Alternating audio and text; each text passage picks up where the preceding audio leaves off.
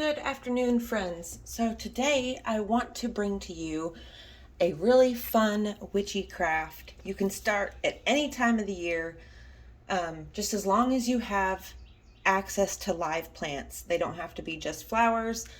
Let me show you what I did over this. Well, this is the last batch of things that I got before the garden had died. These here there's a bunch of cardinal leaves. I love to use these in arrangements, like dried. I like putting them together. I even did some really tiny ones. You can see here, just itty bitty guy, and one big daddy one. And there's a couple super mini ones here. Right here they are. I don't know if you could see those right there, these two guys. And then we also got 3 yarrow leaves and some Chinese forget-me-nots. Look how beautiful the forget-me-nots, they look like stars. I guess you would call it the calyx. They look like little stars. Aren't they beautiful? These grow all over my garden. They spread like crazy. They self-seed themselves. The seeds, though, they do stick to your clothes and the cats and anything that like brushes past them, they'll stick to it. So they're very prolific in reseeding themselves. So, but they're beautiful. They bring the most beautiful, striking blue color to the garden, which I love. And they bloom a few times a year. And then we've got these beautiful yarrow leaves. I'm going to take these and put them on my gourd house that I've been working on. I just love the structure of these leaves. They're so beautiful. And then my favorite, what I've been doing recently, is these pansies, or the violas.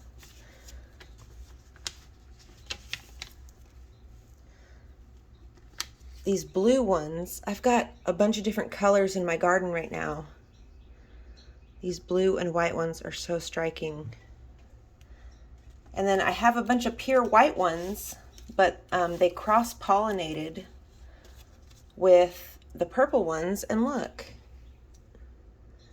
Oh, isn't she beautiful?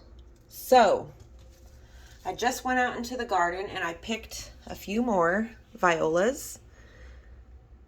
These live all through the winter here where I live because I'm in zone 7A. Right now it's like 60 degrees outside. It's pretty warm. We get frosts, but we don't hardly get snow. So it stays pretty warm. So what you do, you can get kits, flower presses off of Amazon. You can get them off of Gardener Supply. You can make them. You just need 2 pieces of wood, and like you don't need the straps. If you have the straps, better. I just use ribbon for this one, and it works just as well as this one. So you can also get the long butterfly screws with the nut and bolt. I don't know if they're nut and bolt. I don't know really what they're called. I know they're called butterfly screws. If you get those and the super like 4-inch long nails, you can make a really nice one. I have the screws. Actually, we might do that as a project soon, because I have all the equipment that I need to make it. But this kit here, it comes with, you'll also need some if you make your own,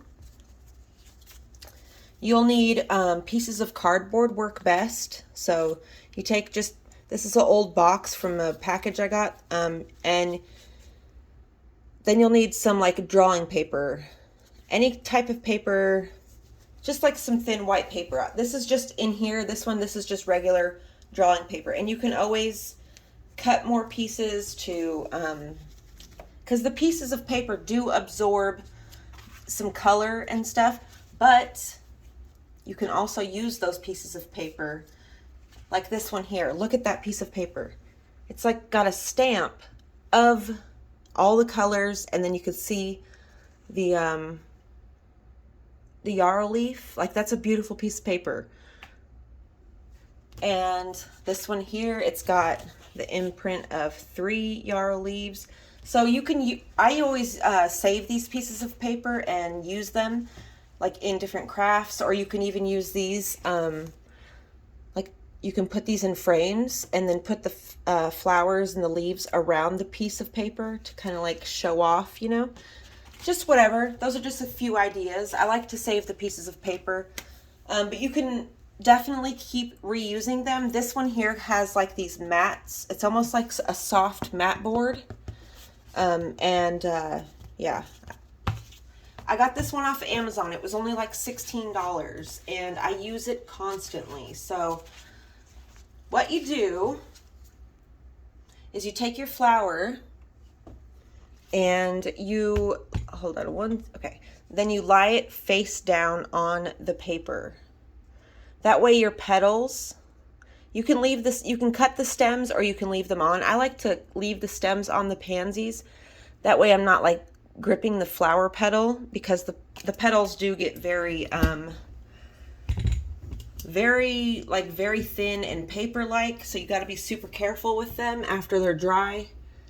But you just take it and you lay them flat.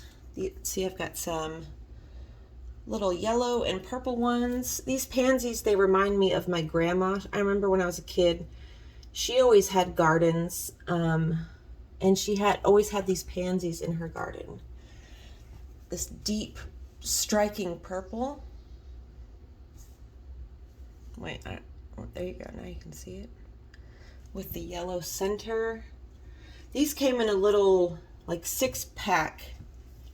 And they were all different colors. And then these beautiful light blue.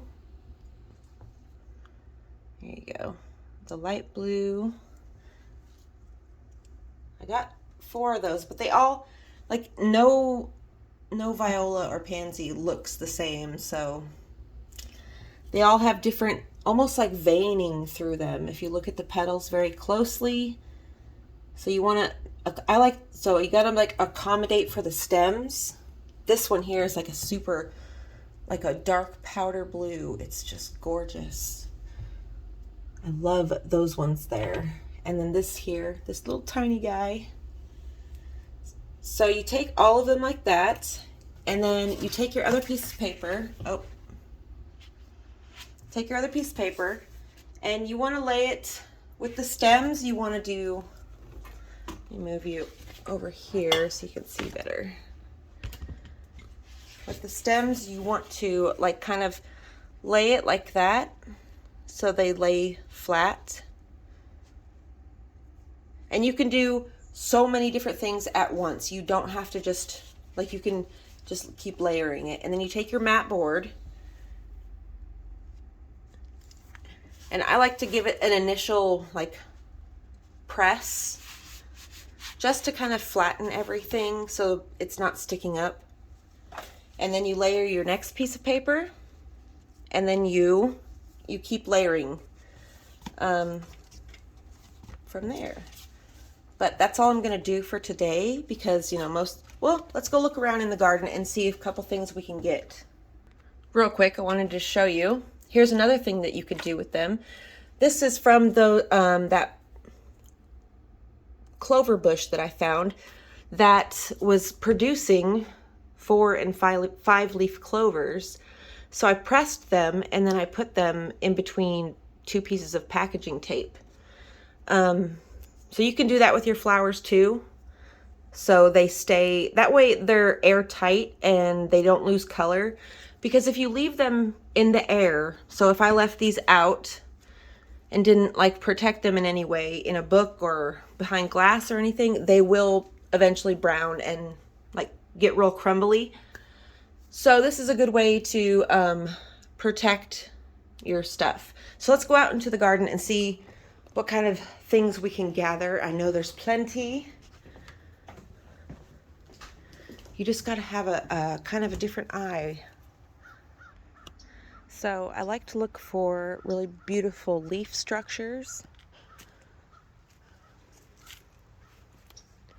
Yarrow is definitely one of my favorites. We've got some hairy bittercress here. It's all over my garden right now. And the foliage, it's good to collect the foliage. Usually when I first started doing this, I would only collect the flowers. But then I realized like I don't have a backdrop to those flowers, so the piece would kind of look flat.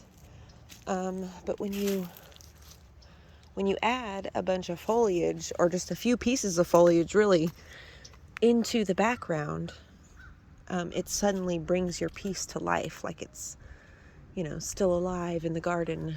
So I'm trying to look for some pretty leaf structures. So here, this right here, this is a, I don't know how good that would lay though. We'll try it. This is a blue flax. It's a really beautiful flower. So we'll take just one of those because this is a really pretty flower. I'll take this big guy here. And they grow, they're very prolific. They grow all over in the garden, in the front and the back. Of course, we've got Jaxie here. She's always got to be a part of stuff. Jaxie, you gonna come say hi? Come here. Come say hi to our friends. You get to say hi to the friends? You like watching the birds? Huh? We have been enjoying our days. I keep, oh, there's some birds there. The birds, they're always in the garden. They hop around on the path. I love it. They hop all over the place. Oh, here we go. This Artemisia is still alive. That's got a beautiful leaf structure. So we'll take a couple of these. So look at that. That's going to be a beautiful like backdrop leaf.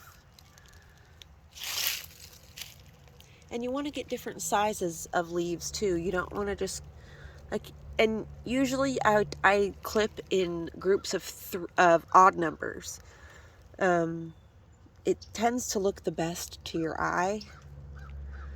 So like get an odd number of each size that you want. Like these tiny ones up here are for, I've been doing a lot of miniature art lately. And these will be perfect for like some decor.